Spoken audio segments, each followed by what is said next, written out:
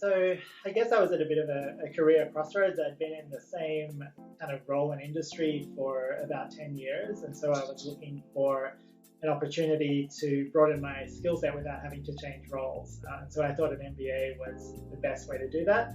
It would give me exposure to different people in different industries, and also give me learnings outside of my area of expertise, which until that point had purely been in HR.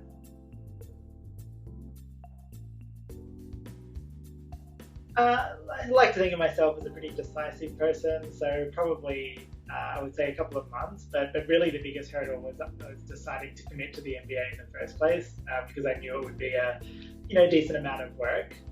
But once I decided to do it, I pulled together a short list and looked at the different models that were available and ended up going with Ducere. So I guess I was looking for a couple of things. Firstly, flexibility was really important for me. I just had a new baby. I had an international move that was kind of on the horizon at some point. And I really wanted a delivery model that would allow me to flex and continue those learnings if I was to move overseas.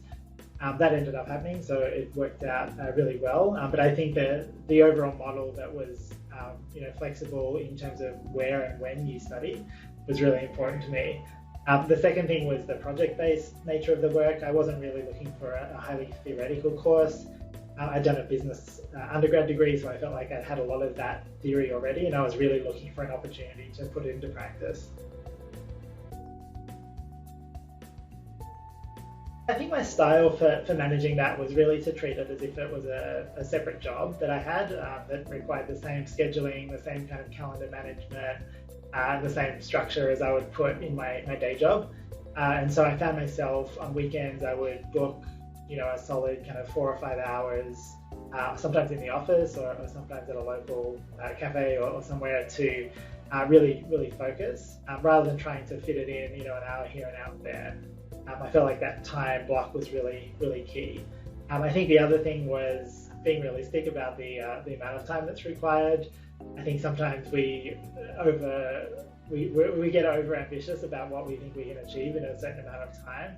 And so I found that if I overscheduled and then I ended up having free time available, it was a nice surprise rather than this burden that was hanging over me. Yeah, I think the MBA badge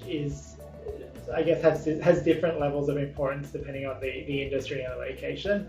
I was working in fairly kind of new industries in tech and in advertising, and I felt like the recognition of an MBA was not necessarily a must-have in those industries.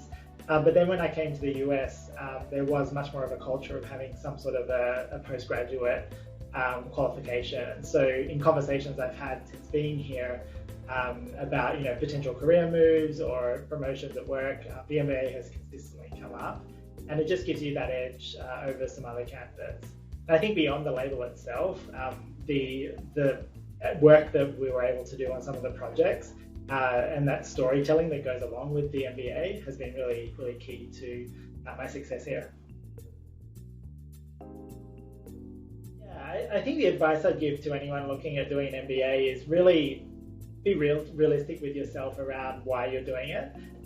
In my situation, I was definitely doing it for the learning experience, and so that having that kind of anchored as a true north kept me motivated throughout the entire program. I think it also helped me to stay focused on what I was trying to achieve, and it also helped me to select the right program in the first place, because I could focus on one that would give me the best learning outcomes rather than one that would deliver something else that other people might be looking for.